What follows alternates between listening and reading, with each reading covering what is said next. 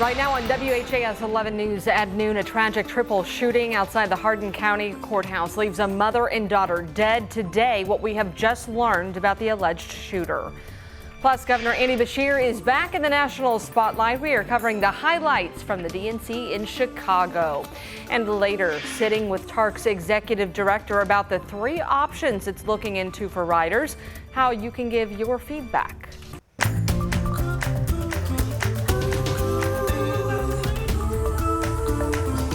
Thanks so much for joining us here on this Tuesday. I'm Brooke Hash. Our top story takes us back to Elizabethtown today. The man who police say shot and killed his ex-girlfriend and her mother outside of that Harden County Courthouse Monday has died. Police said Christopher Elder shot 3 people in the parking lot minutes before his ex was expected in court to get that emergency protective order. A domestic violence advocate said she saw the shooter moments before that shooting. Our Taylor Woods and photojournalist Elijah McKenzie explained the fear and chaos that followed.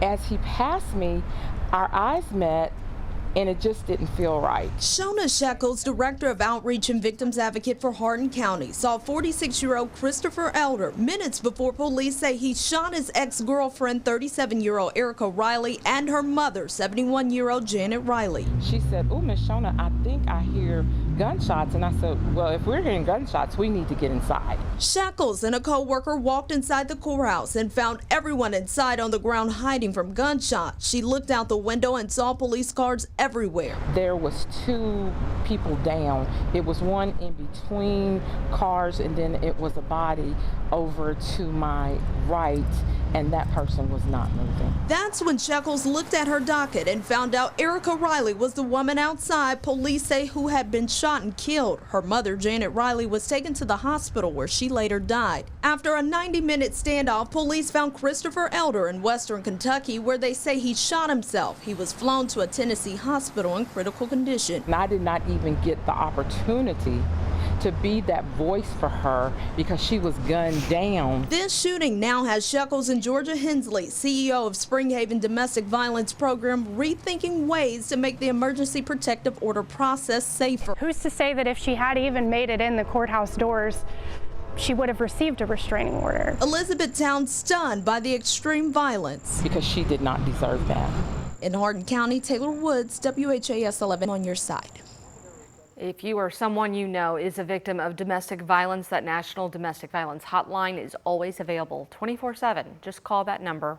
That's 1-800-799-7233. You can also speak to someone online by visiting thehotline.org.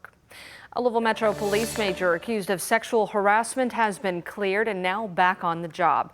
LMPD Major Shannon Lauder had accused Mayor Brian Kruger of sexual harassment during a meeting with command staff that was recorded and then later released publicly. It was later revealed Kruger was investigating Lauder and her husband for sexual harassment allegations made against them. In a report, an independent investigator, James Dilbeck, found harassment claims during those investigations could not be substantiated and that Major Lauder declined to be interviewed. There's also a separate investigation going on right now looking into how the department handled the harassment allegations. Today, local law enforcement is sharing new safety measures to address the rising violence in a popular bar area of the Highlands. LMPD and Metro Alcoholic Beverage Control released about 4 new measures being put into place along Baxter Avenue. It includes additional surveillance cameras like those outside a local middle school and increased patrolling for nuisance offenses, including outdoor open container violations. LMPD and the ABC are both looking at additional community involvement.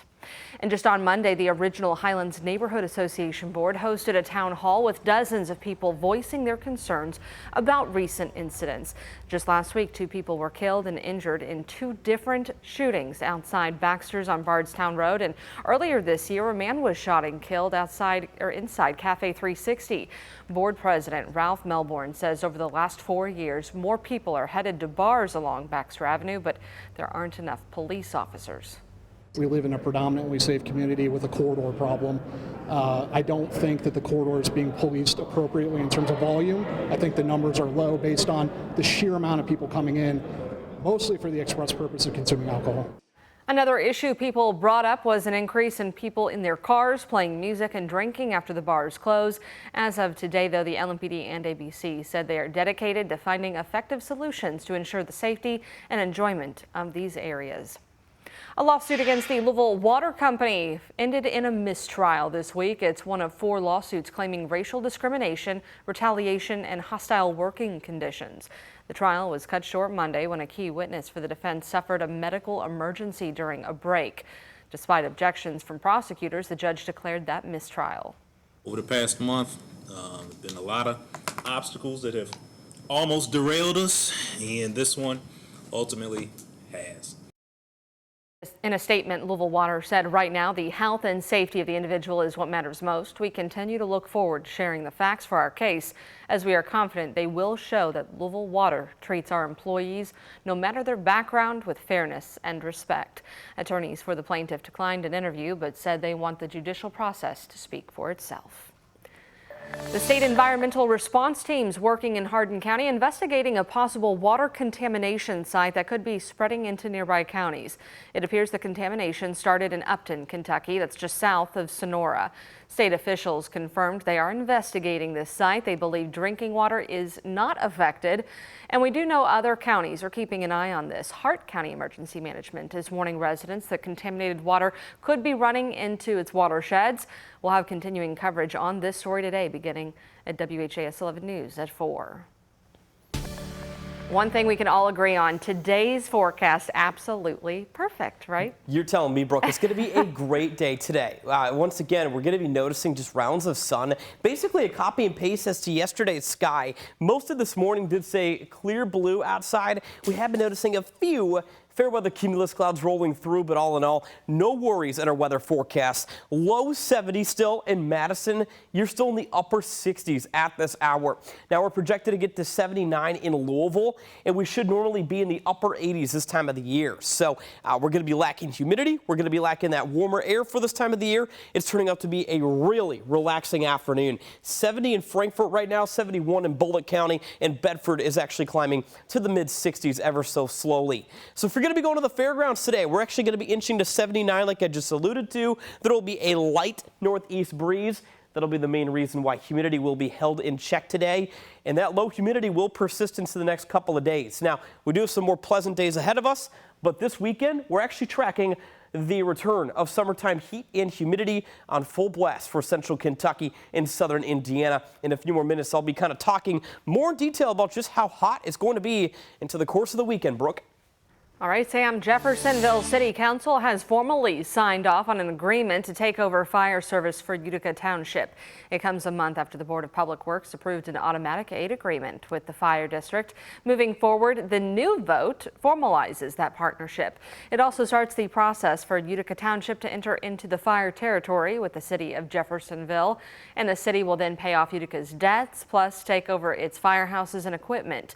Council members say there's already been a great reception from people living in Utica. They're very happy to see a professional, well-trained and well-equipped fire department in their neighborhoods, and they feel safe because they know that when they dial 911, then they're going to have someone that will arrive that knows how to get the job done. The Jeffersonville fire chief said the department has the resources to cover the additional area without compromising service.